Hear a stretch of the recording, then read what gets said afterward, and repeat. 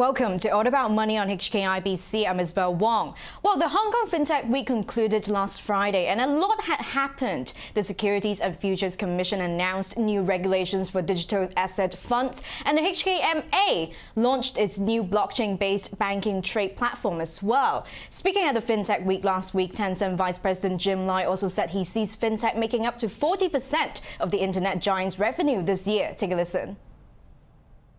A lot of fintech applications in banking, in insurance, in wealth management is also booming very quickly. Within Tencent, the fintech business is actually growing very fast. It accounts for about 23% of our revenue and is keep growing. So annualized, we would think that it's more than 40% in the revenue contribution. But those are not the only highlights. Our guest today also launched her blockchain-related media startup at the FinTech Week, and she's on a mission to bridge the blockchain industry to the mainstream. Let's bring in Angie Lau, Forkast.News chief and co-founder. Angie, congrats! You just launched your startup at the FinTech Week, and you were one of the key people at the event. So tell us, what caught your eye from the week? It was a fascinating platform to be on. Just 3 years ago, I think when Hong Kong FinTech Week launched, it was really just a very exclusive audience of a few hundred people, of industry leaders. And 3 years later, I looked out into a sea of a crowd of thousands, and every person in the audience was enraptured, really, about how technology is going to change the financial industry. And as I said in my opening remarks to Hong Kong FinTech Week, that fintech is a term that we use right now as disruption in financial industries. But frankly, fintech is just going to be the standard. And the standard is being set by the very people, not only like Jim Lai on the platform, on the stage talking about it, but also the people in the audience who were absorbing, listening, and asking themselves in their roles in the financial services industry, how is fintech going to be applied for tomorrow, and how they are going to impact the lives of all of us tomorrow. And blockchain, I believe, is very much a part of that. So any key people you met who were interesting, or any key events that happened? Absolutely. We were very, very honored to have an exclusive interview with Kai-Fu Lee. As you know, Kai-Fu Lee has written a very prolific book, is a venture capital unicorn finder in artificial intelligence. And we finagled him off the stage. He was rushing off, but he shared some moments and some time with us, specifically asking about blockchain and what his views were. He pushed back almost immediately and said, well, I actually don't want to talk about blockchain because I don't believe in it. And I said, that is exactly the reason why that our audience needs to hear you. Somebody as prolific and somebody as insightful as to how the future is going to be run. Why aren't you seeing the application of blockchain today? And it was a fascinating conversation in the minds of somebody who is taking a look at the industry and how he can disrupt it, and why one very important part of technology might not necessarily be there yet. But what was so informative was, it's not that he discounted the role, it's that it was not ready for somebody like him to go in.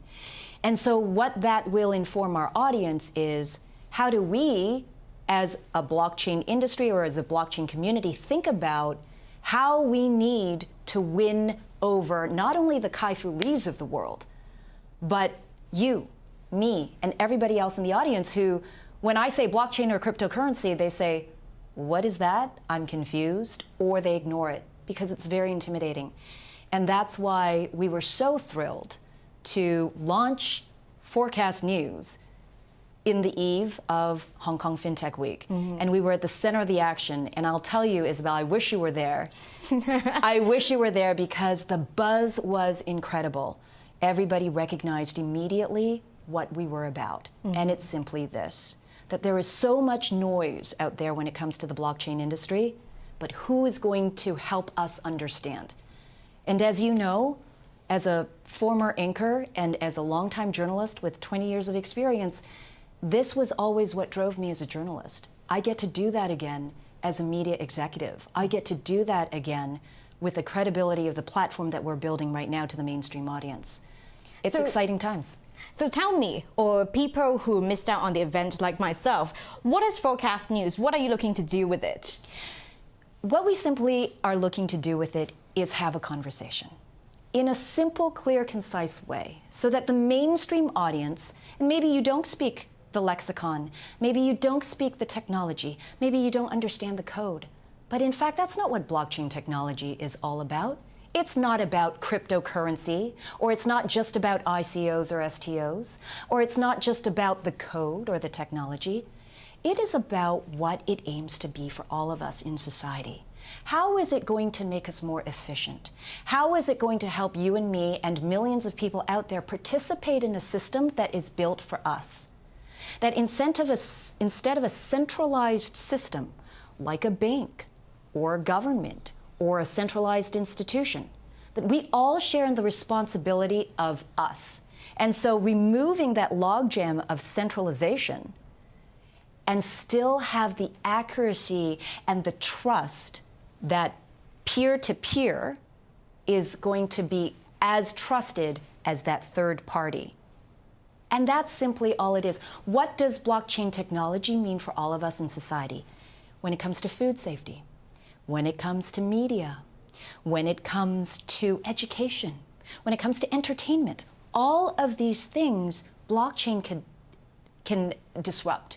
And the technology allows us to be and see efficiencies. And that's why it was a central theme at Hong Kong FinTech Week. From my understanding, Forkast.News is actually a digital news network that is about blockchain and cryptocurrency. So essentially your product is a digital media platform. Correct. So can you tell us if you have like a subscription model, like what is the pricing of this product? That's a great question. And like any startup, we are iterating. And this is the beauty of creation. We know that the demand is there. We also need to be a sustainable business because the platform that people will stand on and will find us needs to be a strong foundation. And of course, that is a revenue model. So we've talked to a number of advisors who have given us a lot of things to think about. And some of the partners who are approaching us now, we're only a couple of days old, Isabel, but I'm so excited to tell you that we have a lot of people who are as equally excited and to want to be sponsors, to want to be investors. So we're looking to see how do we have that broad conversation with a mass audience through either syndication or sponsor or a freemium model where the exclusivity of the content that we will have on our platform, which is extremely valuable to so many in the financial industry services here in Hong Kong and in Asia, because it allows them to really understand and sniff out the blockchain projects and the blockchain startups that are worth paying attention to. That is our value add as Forkast.News. We have a team of legal experts, specialists, coders, data scientists. Now, you and I both know that one data scientist would probably equal the salaries of 5 journalists. What newsroom in this world has that type of team to be the editorial guidance that allows me to be able to communicate a very clear and concise story based on blockchain projects that are worth that credibility? And they don't. And so financial services and banks are already saying, wow, what you're actually doing is doing the kind of due diligence of projects that maybe our private wealth clients are interested in, that maybe our other clients are interested in terms of the deal flow. And our value to the blockchain industry is we pick out the projects that deserve that attention. And so when they find each other on our credible platform, there's value in it for everybody. So ultimately, we hope that that business incentive, that value is going to be appreciated, which we're already feeling it. But for the mainstream audience, we believe that if you understand what the blockchain project or the industry is going to do for society, you will adopt it. You will participate in it. And you can speak from the industry side so much about technology and lingo, and frankly, words that I don't even understand. But we're in the business of explaining the complex simply to a mass audience. And at the end of the day, if people in society understand the project or the implications of the impact on their lives, the technology goes away and they'll see very quickly why it matters to their lives. That conversation and that adoption is what is valuable to everybody else. That's where we sit, right in the middle. We sit right in the middle. So Forkast.News, where does the name come from? Does that mean your content has a bit of forecast elements in it? Yes. Well, you know, as journalists, we are wordsmiths and punsters. So it's a play on forecast, vision of the future. But fork, spelled with a K, is a word that is predominantly used in blockchain when you fork away from protocol, when you change the protocol of code, right? So you fork away. So what I like to say is that we've forked away from traditional media. We have forked away from the traditional media conversation that exists on blockchain today, which is predominantly cryptocurrency price movements up and down, or it's a scam, or somebody got caught, or somebody got arrested, or somebody got shut down. Right? Those are the only two stories that most people hear about when it comes to blockchain. What we know, what I know, and what I'm so excited about is this is an underlying technology that will change the world. So let's do a better job at understanding those technologies that will change the world. All right, Angie, hold that thought. You'll be staying with us. Well, still to come on the program, what next for the blockchain technology and what will make the technology space a better place for female entrepreneurs? We'll be discussing that next. Do stay tuned.